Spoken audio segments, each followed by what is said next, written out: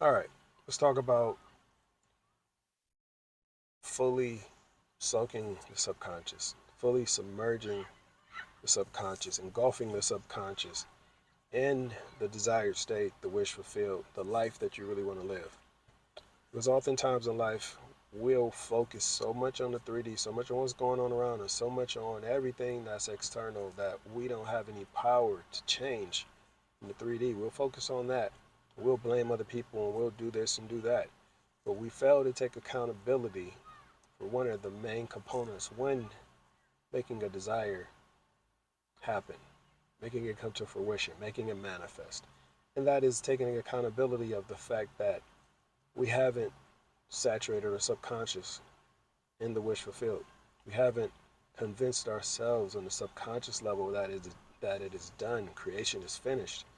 And as long as you're not convincing yourself, not fully having your subconscious saturated with the wish fulfilled, with the desire manifested, then you will be feeling like you're in an uphill battle.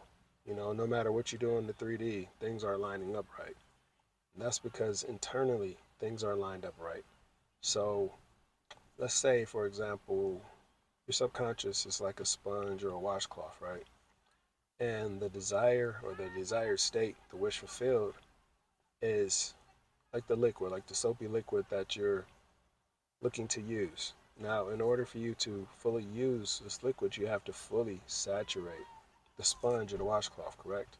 So it's the same way with the subconscious. You have to make sure that there are no dry areas of the fabric left. You have to fully saturate it, fully submerge your subconscious in the wish fulfilled, in the desired state, in the desired life that you wish to live, in the version of yourself that's living that desired life.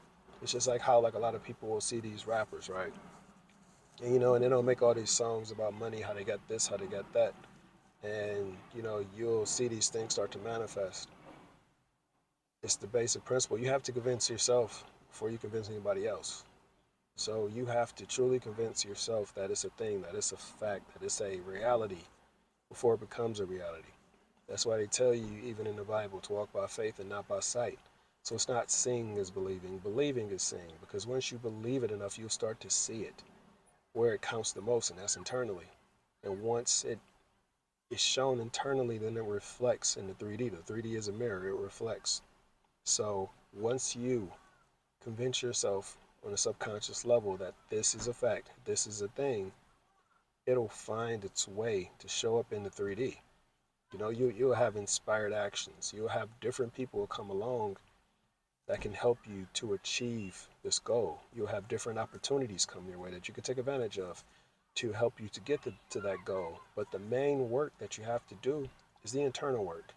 You have to do the inside work, the inner work. You have to work on that first, or work on that while you're doing external work. Because if you're not having that faith, you know what they say, faith without works is dead, or works without faith is dead.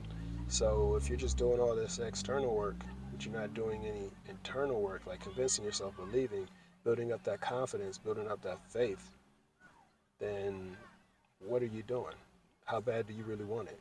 So that's what I'm telling you, to convince yourself first. Convince yourself heavily, even if it seems delusional to anybody else that's looking at you. Even if people may question it, convince yourself so much that it's a fact and you don't care what anybody else says. It's a fact to you. It's a fact in your world, in your reality, and that's how you're moving.